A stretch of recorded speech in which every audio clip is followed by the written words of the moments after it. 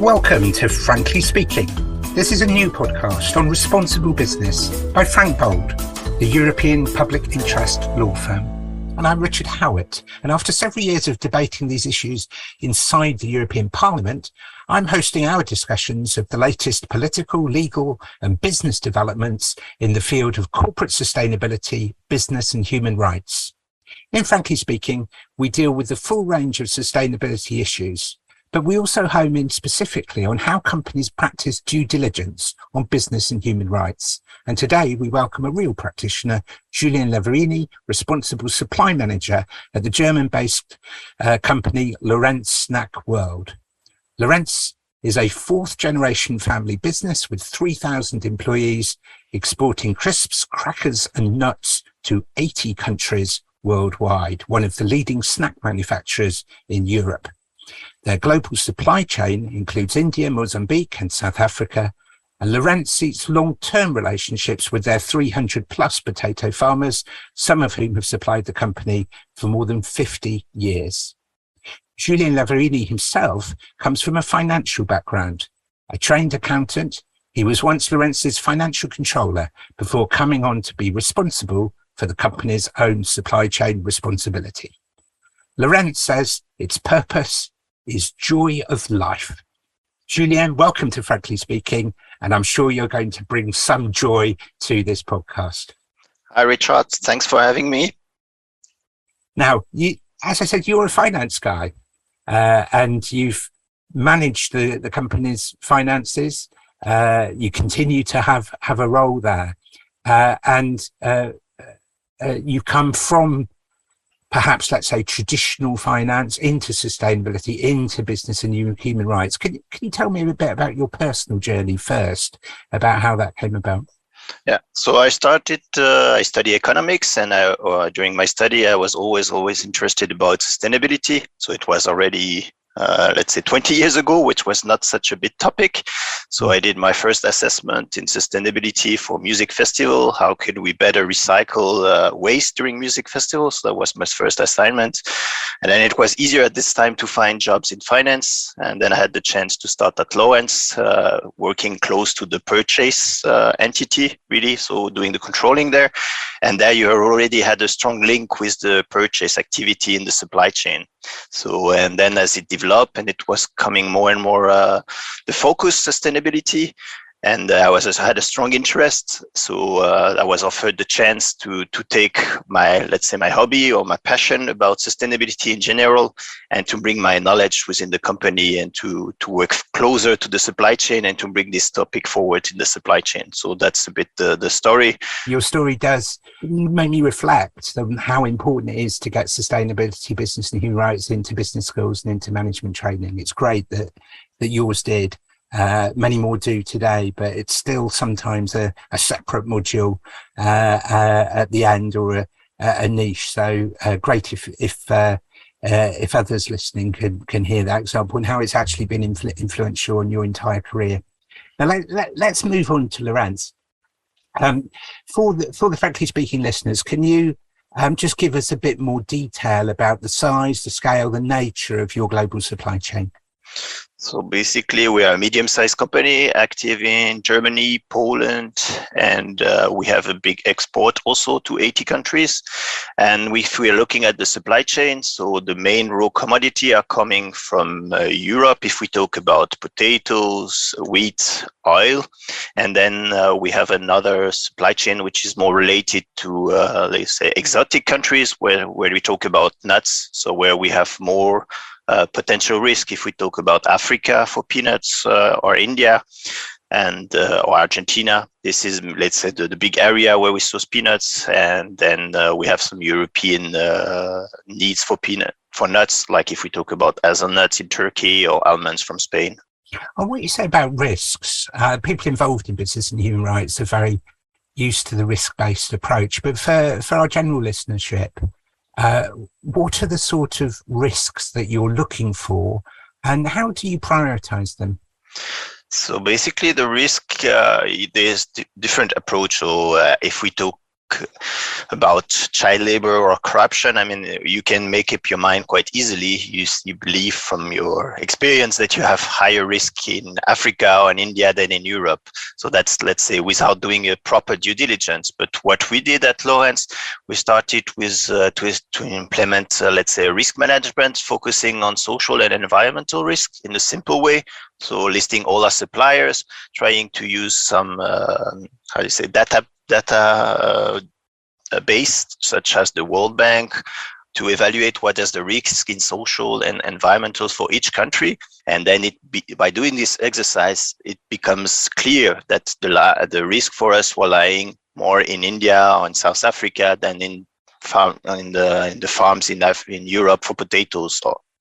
So that was, let's say, you have your own perspective from your understanding, your experience, and then the idea was really to bring it to a system with accurate database. We're measuring this risk, and then it's at the end we saw that it matches. But at least it's good to do the exercise and to know how you build your system, And the obvious next question is, you've identified risk countries or higher risk countries from your point of view, but presumably you have several suppliers and potential suppliers within those countries. Again, how do you then zoom in and work out where the risks are and how you can manage them?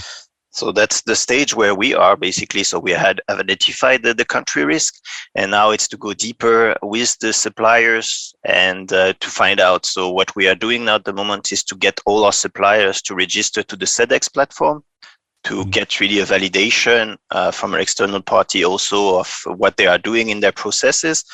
And we believe and we hope by the end of the year we can have an evaluation using the SEDEX platform to go one step further and to identify what are the risks for each of the suppliers, and then to take adequate measures in discussion with the suppliers. So for us, we see it more like we have to push this topic further, but we also need to continue the relationship with suppliers, to develop them, to bring them to a next stage. So for us, it's a discussion and ongoing process, it's a continuous improvement process.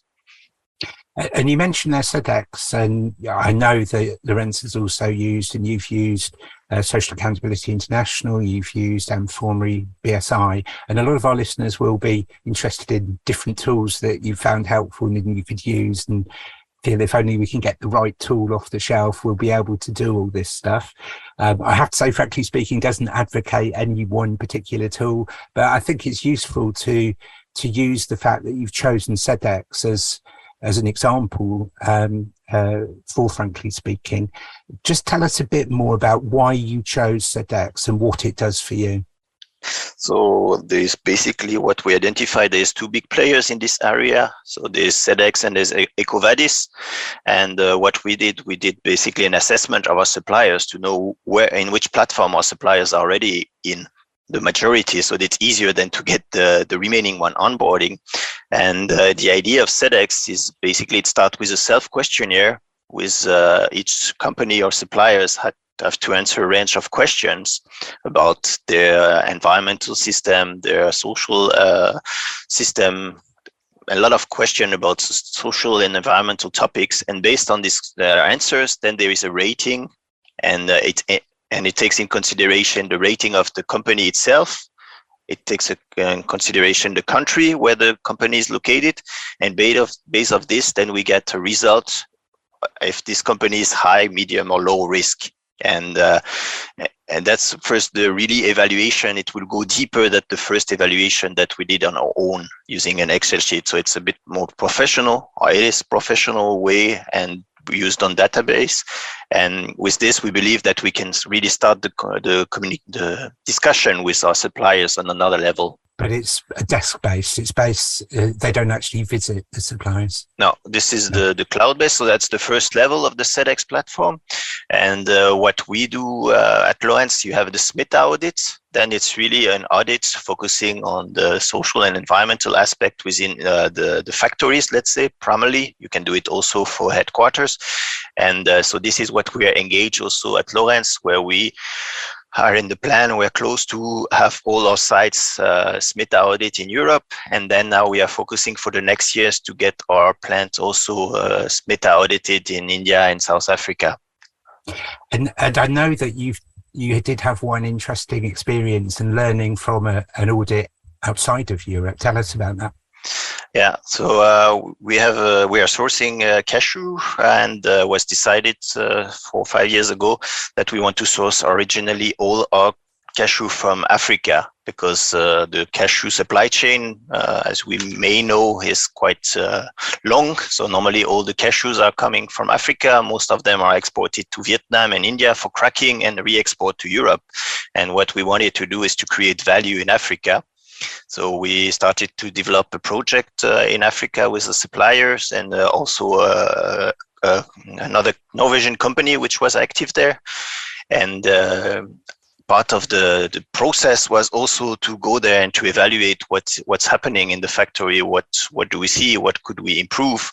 So we did our first social audit. We saw that there was a lot of women working in the factory, and there was also bringing their kids, and sometimes the kids were just hanging before the factory and so on. So we said, okay, there we discussed with the supplier. We said we have to do something, and then came to the process that we will sponsor with this Norwegian company Brunhild the opening of a kindergarten for the 2-3 years. And recently, 2 or 3 months ago, I was there in Mozambique for the opening of this kindergarten. So the employees, the women can bring their kids before they go to school. And so now we are happy that we could at least support this part of the supply chain. So it's a limited area. We are talking about one supplier in Mozambique. But I mean, if everybody can do something like this within the supply chain, I think it can support the rest of the developing countries where they are missing infrastructure in this area. It's a wonderful story, that because in business and human rights, so much of it I think seems complicated and theoretical and sometimes a bit frightening to people. And so that story about locating one factory and ensuring that the children who were running outside and perhaps less than safe were in a kindergarten and actually getting it done, that's a very practical, concrete example of actually doing something. So congratulations for all of that. And I know in Mozambique, you talked there about working with a Norwegian company, and you do choose, Lorenz chooses to work with other companies. And in Mozambique also, you worked with the German Development Agency, if I've understood that correctly, on something called the Cashew Development Fund, which is a sort of one step on again. Tell us a bit more about that. So the Cashew Development Fund is basically a sector approach to support the cashew in Mozambique. And this was started by this Norwegian company Brunhild, which was engaged there with Norgesvel, which is the development agency from Norway. And they approached us if we were interested to support there, because they were also looking for partners, that we bring more forces to industrial players also to source from Mozambique.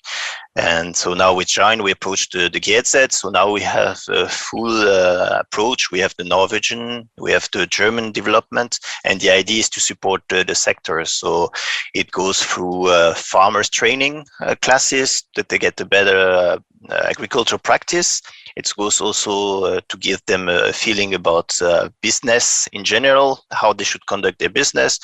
We are trying to create nurseries. So there is nurseries where we want to create trees and to generate, because we have an issue in Africa, also in Mozambique, that a lot of trees are either burned to do coal for the people to eat, or there was also some big damage. They had the typhoon also not long ago.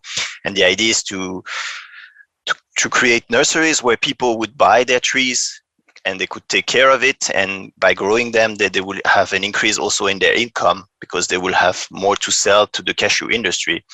And so this is what we do, and we have a long-term partnership also with our suppliers. So where we commit to certain values and the way we want to work together to have more long-term perspective, because we believe it's only through long-term perspective and strong relationship from supplier buyer that we'll be able to develop in a sustainable and responsible way. So one way is to be responsible, but on the other side for us, what is really important is also quality and reliability of our suppliers. So by having this sector approach, we believe that we can strengthen the whole supply chain, making sure we have enough goods to produce in Mozambique, produce in a sustainable and quality food safety processing area in Mozambique with our support. So we also have exchange quality people from our side go there to audit. We get also people we plan to get people to come to Germany to see also different things. So it's really an exchange to work together to try to be better. I had the privilege of being involved throughout the development of the guiding principles on business and human rights. And in those years and in the years that immediately followed, companies, I think, tended to interpret those as being, let's get rid of the negatives out of our supply chain. And that's important. It's important to identify adverse impacts and to minimize or remove them. But your example there in Mozambique is about improving the lives, improving the prospects for the farmers and for the companies, and doing it sector wide. It's in your business interest, as you say. You're getting better product and greater reliability, but clearly it's in the interests of farmers and people on probably fairly poor livelihoods in Mozambique, and it's really making a difference for them and doing it together. So again, I think there's a really interesting lesson in that. But I think our listeners will think some of the stuff you're doing on your own as Lorenz, but some of the stuff, like in that example, you're doing with other companies. When do you choose to do stuff yourself? When do you choose to collaborate, and how do you decide that? In general, what we are aiming and now is really have pre-competitive approach, on the different challenge. If we're talking about human rights or environment, so for example, we are part of the Sustainable Nut Initiative, which is also focusing how can we improve the supply chain in nuts. And there we are also an actor and giving also our example of what can be done in the supply chain. So we are buying not a huge amount of cashew. So that's also why it's a bit easier for us to do something different. Then we also, with the Sustainable Agriculture Initiative, which is also trying to bring some standards also with farmers, taking in consideration social and environmental aspect. So it's easier if you do it with a group of companies and you go to the suppliers or your farmers with something which is known. If you go on your own, first, we don't have the resources to develop all the system. And also it gives us some credibility if we use something which is promoted. And when it comes to do it on our own, for example, if we talk about the supply chain in India, then here from our perspective, it's more coming from a quality perspective, but we saw that there was risk of, we had a lot of rejection in Europe. And what we decided is to install our own laboratory in India to make the analysis in the origin and to get closer to the control, and then to go deeper and deeper in the supply chain. So, and now the challenge is to go deeper in the supply chain with the farmers in India. And this we do it partly on our own, but also looking for partners. The same we do with the GZ. But sometimes it's such a big challenge that you cannot do it on your own. So you really need to ask people: do we have the same challenges? Are we willing to collaborate and do it together? Because we know we cannot do it all on our own. Some we can, but some we need to work as a group of people to make a change. And a few years ago, again, companies would have been very worried about giving details of their suppliers to what they saw as their competitors, and thought that would impair their competition. But you used the word pre-competitive, and that, in fact, it's better for the business to collaborate in those instances. Again, an important lesson. In Germany, both of us have used the words due diligence, important concept in identifying and managing risks in your supply chain.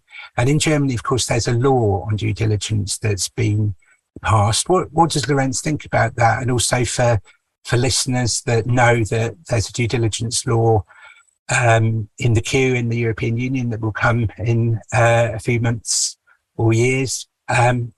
What lessons are there from Germany about how mandatory due diligence actually impacts on the company? we see a requirement both from consumers and also the legislation pushing for more sustainability responsibility for companies. And we take it as granted that we have to bring our share to this and we have to engage in this path. So here, Lorenz, we are a family business. So we are also maybe different than other companies that are on the stock exchange, because the family has a long-term perspective, so they want to bring the company to the next generation, and they take it as their responsibility to bring it to the next generation. And by doing this, they want to have a responsible company. So I think they are committed to do it differently and to be more engaged in this direction. And do you think that's important, senior management and board involvement? Yeah, I think it's a must, because at the end it's always resources, either people or finance resources, that you bring to a certain area to push it. Either you decide to go for, I don't know, investment in one area of promotion marketing, or you go for sustainability. So I think it needs the commitment of the top management to bring the resources internally to push this topic forward and to understand what's behind and to be able also to communicate about it. But you need to first commit, understand, and then to communicate, in my opinion. Thank you. And that's certainly going to be part of the debate in Brussels over the new directive. Sadly, time is running away from us, but I wanted to ask before we finish, in the debates and in all the literature there is around business and human rights, often it's the very big multinational companies that are talked about and that are analysed. But the interesting thing about having Lorenz on, frankly speaking, is that you're a classic medium-sized company. You're the famous Mittelstand from Germany. And I think there will be many of our listeners who will be from smaller and medium-sized companies who will say, is this just for the multinationals, or can we really do this? What is your message to them about the opportunity and the capacity that you as a medium-sized company have to be able to do supply chain management and to have a responsible supply chain? Yeah. What I can say is basically I take it from different levels. For me, as a human person, either you engage in this direction, you do what you can at your level. So you think twice before you buy something, or you buy it from your local farmer. And for me, it's the same that apply along the whole economy. So if you are a medium size or a small company, do what you can at your level, try to make your assessment at your level. And bigger the company is, bigger its impact is, and then stronger its implication should be. So for me, it's really not something from a size matters. It's really from the mentality, and to assess the risk and to question yourself as a person. And bigger, if you take it from a company, to ask yourself, okay, what are my impact environmentally and socially, and what can I do to reduce this and minimize this? Well, thank you, Julien. And I think you've had a very important message today that due diligence isn't about controlling any and every aspect and every risk in the supply chain. It's about doing what you can and doing it at the right level that you have the capacity to do. And certainly you're doing that. And good luck with all of your continuing work. We've come to the end of our podcast, and I would like to invite all of our audience to send us your feedback to franklyspeaking@frankbold.org and to share our conversation. You've been listening to Frankly Speaking, the Frank Bold podcast on responsible business. Watch out for our next episode and find out more about Frank Bold's responsible company section on Twitter and LinkedIn. Thanks again to Julien. See you next time, and goodbye.